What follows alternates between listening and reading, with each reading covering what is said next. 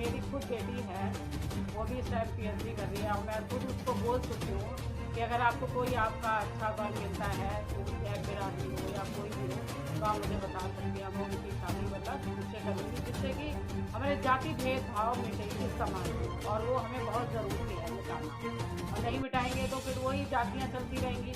कोई कुछ बोलेगा, लेकिन हम अपने नाम के आगे जाति नहीं लगाते। हमने जब से मैं संघ से जुड़ी हूँ ना, मैंने अपने नाम के आगे समण लगाना शुरू कर दिया है, क्योंकि हम मूर्तिवासी हैं और हम इस देश के समण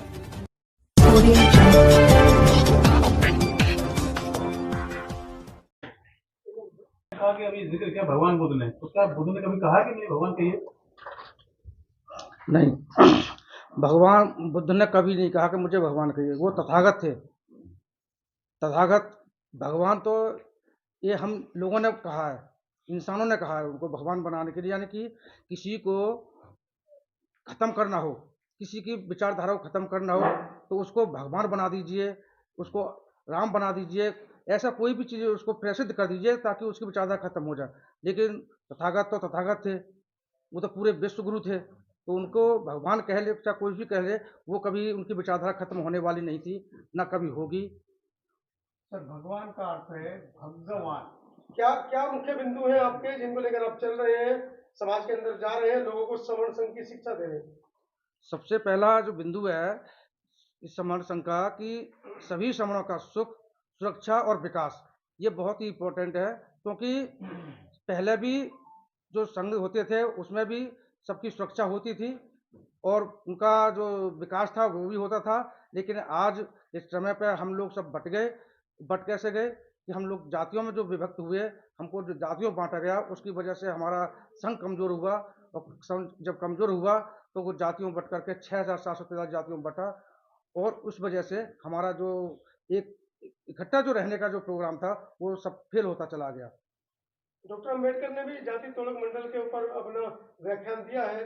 वो भी कहते हैं रोटी बेटी का संबंध स्थापित होना चाहिए, लेकिन जातीय वर्ग व्यवस्था की वजह से आपस में जो आपने 6,743 जातियों की बात की है, वो लोग आपस में ही अपनी बेटी रोटी का संबंध स्थापित नहीं करते। तो कैसे इसको आप कोशिश करेंगे कि आपस में कम से कम एक दूसरे घर में बेटियां जाएं, उनका जातियां उनकी खत्म हो टूटे उनकी? संघ में ये जो सारी चीजें हैं जो आपने अभी बहुत अच्छा ये उठाया है, जैसे ही संघ स्टैब्लिश हुआ है, हो जाएगा और ज्यादा हो जाएगा, तो इसमें ये शुरुआत हो चुकी है। हमारे यहाँ बेटी रोटियों को भी संबंध होने लगा है। हमारे यहाँ सारी चीजें धीरे धीरे ये होती जा रही हैं और आने वाले समय में आप देखेंगे ये सारी चीजें खत्म हो जाएंगी। क्या कुछ और नया विचार है जो आप लोगों तक पहुंचाना चाह रहे हैं समर्थन के माध्यम से? एक गोल्डन रूल नंबर उन्होंने खुद ही इतने सारे अध्ययन किया हुआ है, वो चीज को उनको तो मिला ही नहीं। जाति का उत्पत्ति कहाँ से हुआ है? जाति का उत्पत्ति जो है हमारे मस्तिष्क के है। ये मस्तिष्क होने से हमारा जो अलग अलग भाग होने से, जाति से भाग होने से हम अलग हो गए। हम जो संघ में थे वो विचारधारा अलग हो गए, और ये विचारधारा को किन्होंने हमारा दिमाग में घुसा दिया, वो भी उन्होंने बताया बाबा साहब ने।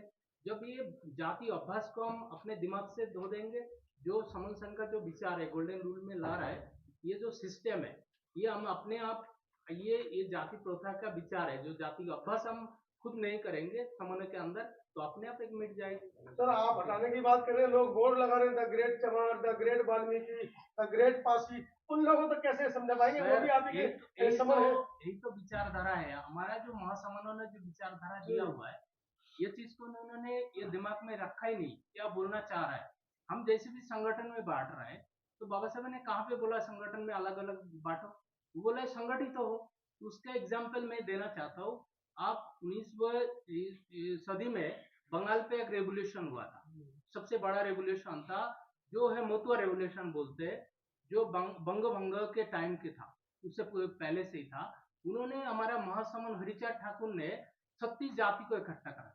उन्होंने कोई जाति की बात नहीं देखा, उन्होंने एक ही आइडेंटिटी दिया था, मोतुआ, मतवारा हो जाओ, इकट्ठा हो जाओ। तो हमारा जितने भी सामान है, बाबा साहब ने बोला है हम ऑर्गेनाइज हो जाओ, इकट्ठा हो जाओ।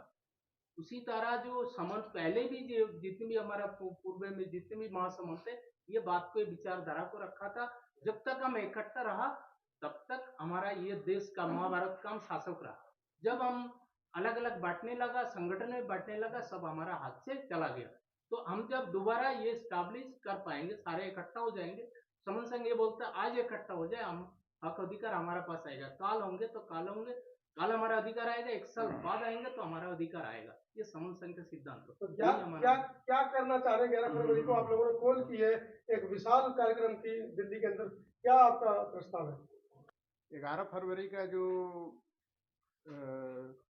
इकट्ठा होने का जो हमारा संदेश है समर संघ का, वो मेन यही संदेश है कि सब लोग पहले जाने, फिर उसको माने। अभी सब लोग मान तो रहे हैं लेकिन जान कोई नहीं रहा है। मैं उसका एक स्पष्ट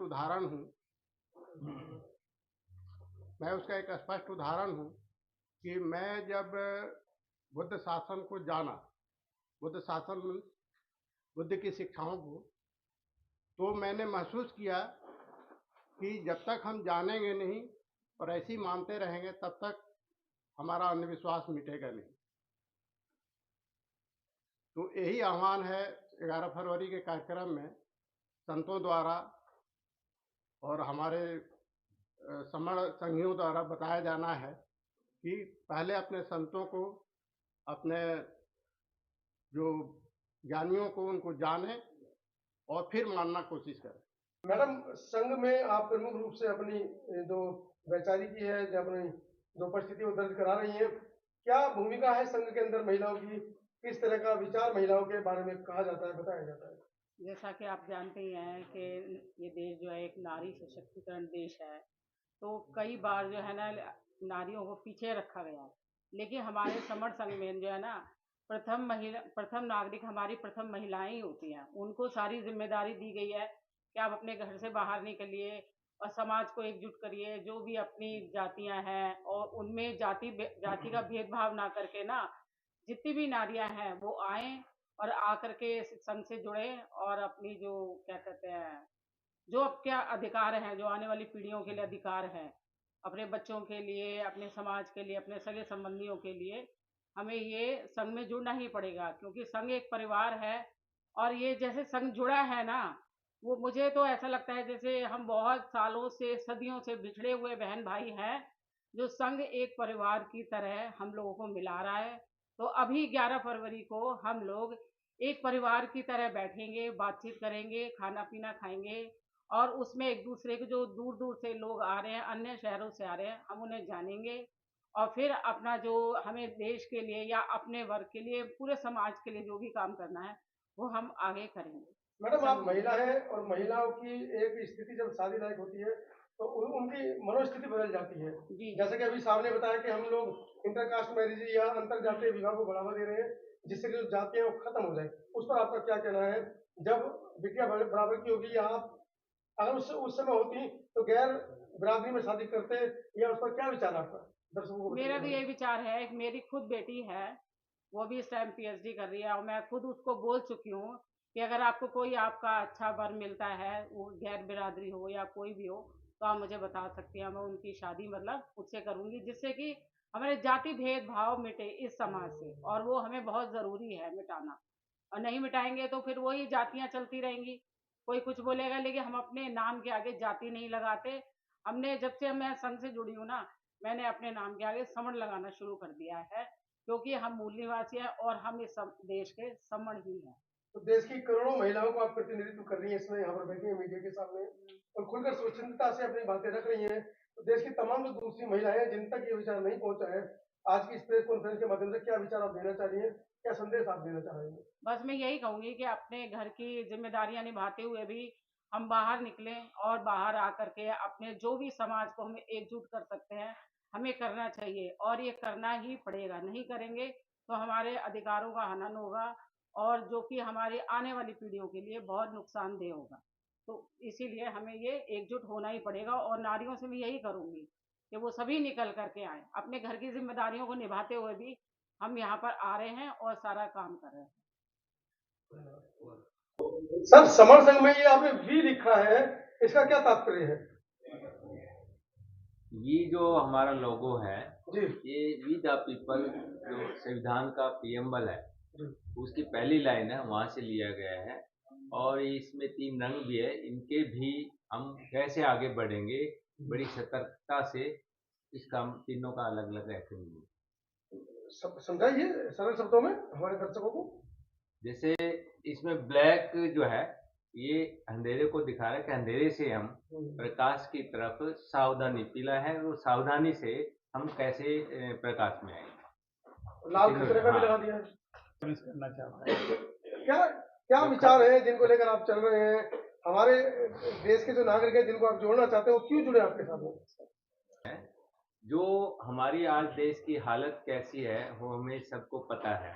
इतना सारा जो गैर बराबरी है, सारे अधिकार जो हमारे आम लोगों के उससे वंचित होते जा रहे हैं, और कुछ परसेंट, थोड़ा सा जो परसेंट लोग हैं उन्होंने सारे हमारे ये संसाधन है उस पर कब्जा किया हुआ है।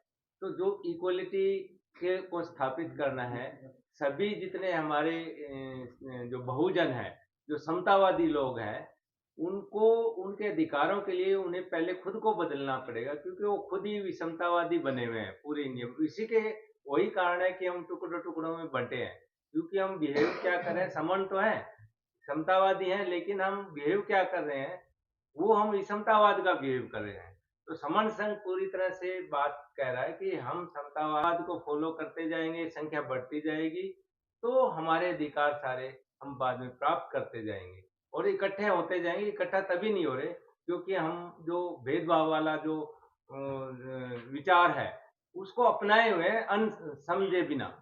जैसे समझते जाएंगे और समता का व्यवहार बढ़ता जाएगा तो हम अपने अधिकार प्राप्त करेंगे। लोग कह रहे हैं पहली बार नाम सुना है, नया नया संगठन है, कहाँ से आ गया है? आपके संगठन में भी कुछ ऐसे लोग हैं जो आपसे टूट के नया समर्थन बना लिया है, वो भी महत्वाकांक्षी है। आप जोड़ने की बात कर रहे हैं, नए नए समर्थन बन रहे हैं।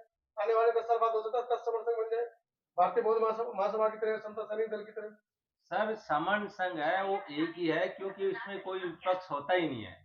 जो समन संघ के नियम है उनको अपनाते जाएंगे, संघ में आते जाएंगे। समन संघ एक ही है।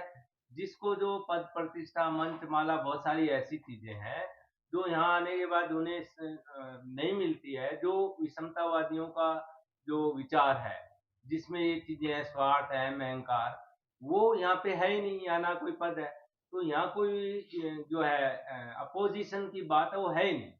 तो यहाँ से कोई टूट के जाने का कोई मतलब ही नहीं है। किसी को नहीं पसंद आती है ये चीजें, नहीं फॉलो करना चाहता इन विचारों को, वो अपने अलग जागे, जैसे अभी भी ऐसे ही है। तो ऐसा कुछ हो रहा है, कोई अलग कोई ऐसा। देखिए, इस देश के जितने भी SC ST OBC converted minority या देश के बाहर के जितने भी लोग हैं वो सारे पैदाइशी समण हैं। अब बात आती है कि भाई दूसरे लोग जो यहाँ से कोई दूसरा संघ बना लिया या वो बना लिया, वो उनका दूसरा संघ नहीं है सर, संघ तो एक ही है। ये जो इसके 10 गोल्डन नियम है, जो भी व्यक्ति इनको आत्मसात करेगा वो संघी होगा। थोड़ी सी तकलीफ हो रही है क्योंकि हम संगठनों से संघ की ओर चल रहे हैं, थोड़ी तकलीफ है उनको, लेकिन वो भी कहीं ना कहीं संघ का ही काम कर रहे हैं और संघ को ही बढ़ा रहे हैं। वो अलग नहीं है, वो एक ही है। वो आज नहीं तो कल इन 10 गोल्डन नियम को अपनाएंगे और वो भी संघी होंगे। धन्यवाद सर, और आपका सभी का बहुत बहुत धन्यवाद। आप सभी ने बहुत अच्छा और बेशकीमती समय संघ के लिए दिया है। आपसे उम्मीद करते हैं कि संघ की विचारधारा को और ज़्यादा आप अपने माध्यम से फैलाएंगे ताकि जन जन तक जाए, क्योंकि जो मीडिया का माध्यम है वो सर्वोपरि माध्यम है। आज जो इस देश और दुनिया की जितनी भी ताकतें हैं वो मीडिया पर आधारित है। तो आप सब लोग समन हैं, हमारे सारे चैनल ये समन है। हम 85% लोग हैं, 86% लोग हैं। तो ये संदेश हमारा देश और दुनिया में 85-86% लोगों के कानों तक जाना चाहिए। वो लोग देखें, वो समझे कि समन क्या है, समन शब्द क्या है, संघ क्या है, और इसकी विचारधारा से और भी ज़्यादा वो बढ़ें, लोगों तक बढ़ाएं।